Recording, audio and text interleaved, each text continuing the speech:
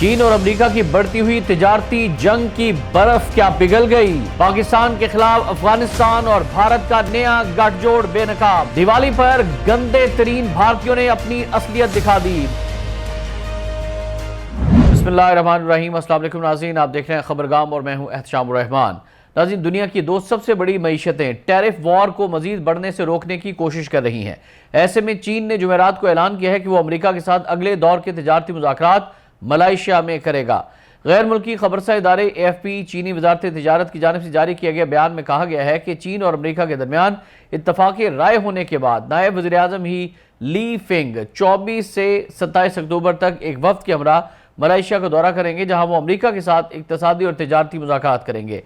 چین نے اس ماہ نایاب معدنیات ریئر ارتھ کی صنعت پر وسیع پابندی عائد کر دی تھی، جس کے بعد امریکی صدر ٹرمپ نے چین سے درآمدات پر 100% محصولات لگانے کی دھمکی دے دی تھی۔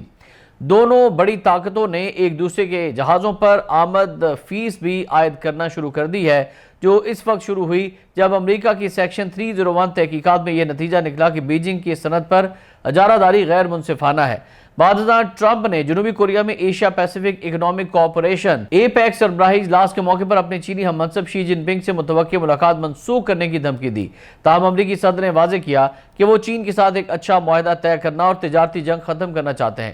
واشنگٹن کے ساتھ اس پیچیدہ تنازع کو سنبھالنے میں کلیدی کردار ادا کرنے والے چین کے وزیر اعظم لی فنگ نے جمعرات کے اس اعلان سے قبل ہی امریکی وزیر خزانہ اسکاٹ بیسنٹ کے ساتھ فون پر گفتگو میں نئے بالمشافہ مذاکرات پر اتفاق کیا تھا۔ وزارت تجارت چین نے اپنے ایک بیان میں کہا کہ یہ مذاکرات چین اور امریکہ کے درمیان اقتصادی اور تجارتی تعلقات سے متعلق اہم معاملات پر مبنی ہوں گے۔ تجارتی مذاکرات امریکی صدر ٹرمپ کے ملائیشیا کی دارالحکومت کوالالمپور کے دورے کے ساتھ مطابقت رکھتے ہیں، جہاں وہ 26 سے 28 اکتوبر تک ہونے والے آسیان ایسوسی ایشن of south East Asian nations اجلاس میں شرکت بھی کریں گے۔ ناظرین، یہ بھی واضح رہے کہ رواں سال 3 اپریل 2025 کو امریکی صدر ڈونلڈ ٹرمپ کی جانب سے امریکہ کو درآمد کی جانے والی زیادہ تر اشیاء پر 10% ٹیرف عائد کرنے کے ساتھ ساتھ درجنوں حریفوں اور اتحادیوں پر بھی بہت زیادہ محصولات عائد کرنے کے اقدامات نے عالمی تجارتی جنگ کو تیز کر دیا تھا، جبکہ چین پر 20% کے علاوہ مزید 34% ٹیرف عائد کر دیا گیا تھا، اور اس کے جواب میں اگلے ہی روز چین نے تمام امریکی اشیاء پر 34% اضافی ٹیرف اور بعض نایاب معدنیات کی برآمدات پر امریکہ کو پابندیاں بھی عائد کر دی تھی، جس کے نتیجے میں تجارتی جنگ میں شدت آ گئی تھی۔ بعد ازاں امریکی صدر ٹرمپ کی جانب سے 104% ٹیرف کے جواب میں چین نے امریکی مصنوعات پر 84% اضافی ٹیکسز عائد کر دیے تھے۔ بعد ازاں اپریل ہی میں امریکی صدر نے اپنے کئی نئے ٹیرف 90 روز کے لیے معطل کرنے کا اعلان کیا تھا، اور ساتھ ہی چینی مصنوعات پر عائد ٹیرفز میں مزید 21% اضافہ کر کے 125% کر دیا تھا، اور کچھ روز بعد ہی امریکہ نے چینی درآمدات پر ٹیرف میں مزید 20% اضافہ کرتے ہوئے 145% کر دیے تھے۔ بعد ازاں مئی 2025 میں امریکہ اور چین نے ابتدائی طور پر 90 روز کے لیے ایک دوسرے کی مصنوعات پر محصولات میں 115% کمی پر اتفاق کر لیا تھا۔ اسی دوران اگست میں امریکی صدر نے چین کی مصنوعات پر عائد بھاری امریکی محصولات کے دوبارہ نفاذ کو مزید 90 دن کے لیے مؤخر کر دیا تھا، اور اب یہ جو مذاکرات ہونے جا رہے ہیں، اس سے توقع کی جا سکتی ہے کہ امریکہ اور چین کے درمیان جو تجارتی جنگ ہے اس میں کچھ کمی آئے گی اور کسی معاہدے پر پہنچ جائیں گے دونوں ممالک۔ اور ناظرین، اب بات ہو جائے افغانستان اور بھارت کے گٹھ جوڑ کی، جس سے پاکستان کو شدید خطرات لاحق ہو گئے ہیں۔ بھارت اور افغان طالبان کے درمیان سفارتی تعلقات بحال ہو گئے ہیں۔ طالبان وزیر خارجہ کے دورے کے فوری بعد بھارت نے افغانستان کی دارالحکومت کابل میں اپنا سفارت خانہ بھی بحال کر دیا ہے، کھول دیا ہے۔ بھارتی میڈیا کی رپورٹس کے مطابق وزارت خارجہ کے بیان میں کہا گیا ہے کہ کابل میں موجود بھارت کے تکنیکی مشن کا درجہ بڑھا کر اب باضابطہ طور پر سفارت خانہ کیا جا رہا ہے۔ بیان میں کہا گیا ہے کہ کابل میں بھارتی سفارت خانے کی بحالی کا فیصلہ فوری طور پر نافذ عمل ہوگا، جس سے دو طرفہ تعلقات کو مزید مضبوط بنانے اور باہمی دلچسپی کے تمام شعبوں میں تعاون بڑھانے میں مدد ملے گی۔ بھارتی وزارت خارجہ کے مطابق بحال شدہ بھارتی سفارت خانہ افغانستان کی جامع ترقی، انسانی امداد اور استعداد کار میں اضافے کے منصوبوں میں بھرپور حصہ لے گا، اور یہ سب کچھ افغان عوام کی ضروریات اور خواہشات کے مطابق کیا جائے گا۔ بھارتی وزارت خارجہ کی جانب سے جاری بیان میں یہ بھی کہا گیا کہ یہ فیصلہ حالیہ دنوں افغان وزیر خارجہ کے دورہ بھارت کے دوران کر لیا گیا تھا۔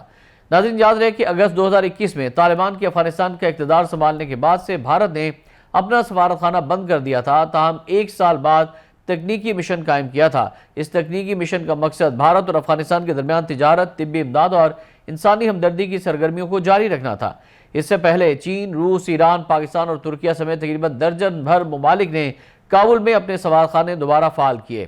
واضح ہے کہ تاحال صرف روس وہ واحد ملک ہے جس نے طالبان حکومت کو باضابطہ طور پر تسلیم کیا ہے، لیکن بھارت کی جانب سے کابل میں سفارت خانہ کھولے جانے کا اعلان ایک ایسے وقت میں ہوا ہے جب پاکستان اور افغانستان کے تعلقات انتہائی کشیدہ ہیں۔ پاکستان اور بھارت کے تعلقات انتہائی کشیدہ ہیں اور بھارت کا یہ پلان تھا کہ ایک طرف افغانستان حملہ کرے گا، دوسری جانب بھارت حملہ کر کے پاکستان کو سینڈوچ کر کے نقصان پہنچانے کی کوشش کریں گے، اور اسی لحاظ سے اب بھارتی کونسلیٹس جو ہیں وہ پاکستان کے خلاف بآسانی وہاں پر بیٹھ کر سازشیں کرنے میں مصروف ہو چکے ہیں، اور یہ پاکستان دشمنی کا ایک واضح ثبوت ہے اور افغانستان کو اس پر سوچنا چاہیے۔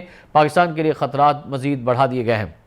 ادھر ناظرین، دیوالی تہوار جو کہ بھارت میں روشنیوں کا تہوار کہلاتا ہے، لیکن انتہائی بدترین بد نظمی اور گندگی پھیلانے میں بھارتی دنیا بھر میں اپنا ثانی نہیں رکھتے، اور دنیا کی گندی ترین قوم جو ہے وہ بھارتی ہی ہیں۔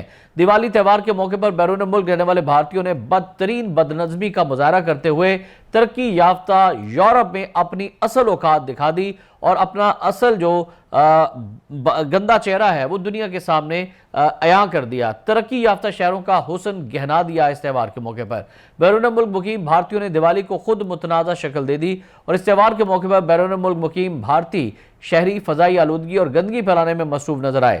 دیوالی کے موقع پر بھارتی شہریوں کی امریکہ، برطانیہ، کینیڈا، آسٹریلیا اور دیگر ممالک میں بد تہذیبی، بدتمیزی، جاہلیت، ہلڑ بازی کی روش برقرار رہی، اور انتہائی جہالت کا ان بھارتیوں نے وہاں پر مظاہرہ کیا۔ کینیڈا کے شہر انٹاریو میں دیوالی کے پٹاخوں سے جنگل میں آگ لگنے کا افسوسناک واقعہ بھی پیش آیا۔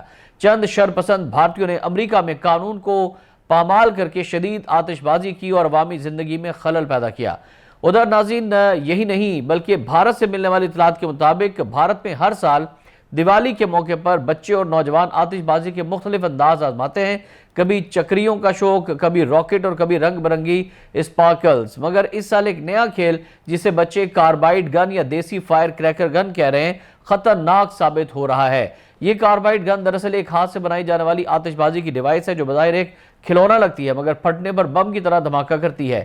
این ڈی ٹی وی جو کہ بھارتی ایک ٹی وی چینل ہے، اس کے مطابق صرف 3 دنوں میں بھارت کی ریاست مدھیہ پردیش کے مختلف شہروں میں 122 سے زیادہ بھارتی بچے زخمی ہو چکے ہیں، جن میں سے 14 بچوں کی بینائی مکمل طور پر دیوالی کے تہوار کو مناتے ہوئے ختم ہو گئی ہے، اور بھارت کے مختلف علاقوں میں یہ گنیں کھلے عام فروخت ہو رہی تھیں۔ حالانکہ حکومت نے چند دن پہلے ہی ان پر پابندی عائد کی تھی۔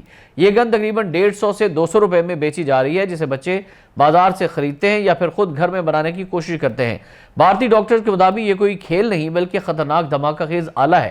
جب کاربائڈ ماچس کے سروں اور پلاسٹک یا ٹن کی پائپ میں بارود بھر کے سے جلایا جاتا ہے تو دھماکے کے ساتھ ساتھ گرم گیس اور دھات کے ذرات نکلتے ہیں جو سیدھے چہرے اور آنکھوں پر لگتے ہیں۔ کئی بچوں کی آنکھ کے اندرونی حصے بری طرح جھلس گئے ہیں اور کچھ کی آنکھ کے پردے پھٹ گئے ہیں۔ ہسپتالوں میں بھارتی بچوں کے وارڈ زخمی مریضوں سے بھر چکے ہیں۔ کئی بچوں کا علاج آئی سی یو میں جاری ہے اور ڈاکٹروں کا کہنا ہے کہ بہت سے بچے شاید کبھی مکمل بینائی واپس نہ پا سکیں۔ بھارتی پولیس نے اس خطرناک گن کو بیچنے اور بنانے والوں کے خلاف کارروائی شروع کر دی ہے اور کئی افراد کو گرفتار بھی کیا جا چکا ہے، اور حکام کا کہنا ہے کہ جو بھی اس قسم کی چیزیں فروخت کرے گا یا ان کی تشہیر کرے گا اسے سخت قانونی کارروائی کا سامنا کرنا پڑے گا۔ اس خطرناک رجحان کے پیچھے ایک اور وجہ سوشل میڈیا بھی ہے۔ انسٹاگرام اور یوٹیوب پر فائر کریکر گن چیلنج کے نام سے ویڈیوز وائرل ہو رہی ہیں جن میں بھارتی نوجوان یہ گن چلاتے ہوئے دکھائی دیتے ہیں، اور ان ویڈیوز کو دیکھ کر بچے متاثر ہو رہے ہیں اور گھر میں خود یہ گن بنانے کی کوشش کر رہے ہیں، جس کے نتیجے میں بھارت میں دیوالی کے موقع پر حادثات بہت زیادہ بڑھ چکے ہیں۔ اور آخر میں ناظرین آپ کو بتائیں کہ بھارت کی ہندوتوا انتہا پسند سرکار کی جانب سے بھارتی مسلمانوں پر ظلم و ستم کے پہاڑ توڑے جا رہے ہیں اور نئی پابندیاں عائد کی جا رہی ہیں۔ بھارت میں بی جے پی کے کٹ پتلی وزیراعظم نریندر مودی کی ہندوتوا پالیسی کے تحت مسلمانوں کے خلاف تشدد کی لہر بڑھتی چلی جا رہی ہے۔ نریندر مودی اور ہندو انتہا پسند تنظیم RSS کی ہندوتوا پالیسیوں نے بھارت کو انتہا پسندی کا گڑھ بنا دیا ہے، جس کی وجہ سے بھارت کے سیکولرزم کے دعوے دھرے کے دھرے رہ گئے ہیں۔ مودی راج میں مسلمانوں کے خلاف ریاستی دہشت گردی جاری ہے اور اقلیتوں کے مذہبی اور اقتصادی حقوق انتہا پسندوں کے نشانے پر آ گئے ہیں۔ وزیر اعلیٰ اتر پردیش یوگی آدتیہ ناتھ نے مسلم مخالف اقدامات کا سلسلہ جاری رکھا ہوا ہے اور اب مسلمانوں کے کھانے اور مذہبی آزادی پر بھی قدغن لگا دی گئی ہے۔ یوگی آدتیہ ناتھ نے گورکھپور میں RSS کی 100 سالہ تقریب جشن سے نفرت انگیز خطاب کرتے ہوئے کہا کہ اتر پردیش میں حلال سرٹیفائیڈ مصنوعات کی فروخت پر پابندی عائد کر دی گئی ہے۔ حلال مصنوعات کے منافع کو مذہب کی تبدیلی، جہاد اور دہشت گرد سرگرمیوں میں استعمال کیا جاتا ہے۔ مسلمانوں کے خلاف ہرزہ سرائی کرتے ہوئے یوگی آدتیہ ناتھ کا مزید کہنا تھا کہ سیاسی اسلام نے بھارت کو ٹکڑے ٹکڑے کرنے اور آبادی کا توازن بدلنے کی کوشش کی ہے۔ اس نے کہا کہ ہمارے بزرگوں نے سیاسی اسلام کے خلاف بڑی جدوجہد کی ہے، مگر تاریخ کا یہ سچ چھپایا گیا ہے۔ مذہب اسلام آج بھی بھارت کے امن اور ہم آہنگی کے دشمن کے طور پر سرگرم ہے، یہ بھی یوگی آدتیہ ناتھ نے ہرزہ سرائی کی۔ بھارتی میڈیا کے مطابق یوگی آدتیہ ناتھ کے بیان کے بعد بھارت میں تشدد کی نئی لہر دیکھنے کو ملی ہے، جہاں رامپور بہار میں انتہا پسند ہندوتوا ہجوم نے ایک مسجد پر حملہ کر دیا اور نعوذ باللہ ثم نعوذ باللہ قرآن پاک کی بےحرمتی کی ہے۔ یو پی کے وزیر اعلیٰ یوگی آدتیہ ناتھ نے ماضی میں بھی مسلمانوں کے خلاف متنازع بیانات اور اقدامات دیے ہیں اور اقدامات کیے بھی ہیں۔ بھارتی میڈیا کے مطابق یوگی حکومت کی بلڈوزر پالیسی کے تحت 2017 سے اب تک ہزاروں مسلم خاندانوں کے مکانات مسمار کیے جا چکے ہیں۔ مودی راج میں مذہبی انتہا پسندی اور مسلم مخالف پالیسیوں نے بھارتی سیکولرزم کے دعوے کو بے نقاب کر دیا ہے، اور اب وقت آ گیا ہے کہ بھارتی مسلمان اس یوگی آدتیہ ناتھ کے خلاف اٹھ کھڑے ہوں اور تنگ آمد بجنگ آمد جو کچھ بھی ہو سکتا ہے اللہ کا نام لے کر ان کے خلاف جہاد شروع کریں اور ان کا کلا کما کریں۔ آج کے اس ویلاگ سے فی الوقت اتنا ہی۔ احتشام الرحمان کو اجازت دیجیے گا۔ اللہ حافظ۔